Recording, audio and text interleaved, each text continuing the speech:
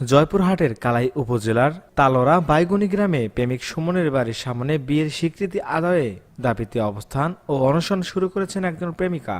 বুধবার সকাল 10টার দিকে তিনি এই অবস্থান ও অনশন শুরু করেন বলে জানা গেছে। প্রেমিকা শেফালির দাবি, 2 বছর আগে নারায়ণগঞ্জ জেলার বান্ধব ফ্যাশন নামের একটি প্রতিষ্ঠানে একসাথে কাজ করার সময় প্রেমিক সুমনের সাথে তার পরিচয় হয়। এই পরিচয়ের সূত্র ধরেই শুরু হয় প্রেম, যা বিয়ে পর্যন্ত গড়ায়। চলতি বছরের শুরুর দিকে তারা বিয়ের বন্ধনে আবদ্ধ হন। আর বিয়ের পর থেকে নারায়ণগঞ্জ শহরের একটি ভাড়া করা বাসায় স্বামী স্ত্রীর পরিচয়ে একত্রে বসবাস করেন প্রায় 4 মাস ধরে। বিয়ের বিষয়টি মেয়েটি তার পরিবারকে জানালে তার পরিবার মেনে নেয়নি। এবার ছেলের পরিবারকে বিয়ের বিষয়টি জানাতে বলায় উভয়ের মধ্যে মতভেদ দেখা দেয়।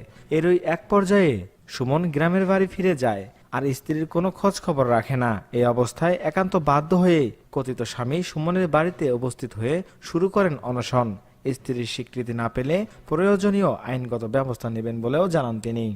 তবে প্রেমিক সুমন এই বিষয়টি অস্বীকার করেন। তার দাবি, তারা একসঙ্গে কোনো কাজ করেনি, একই এলাকায় বসবাস করায় তাদের মধ্যে পরিচয় হয়েছে।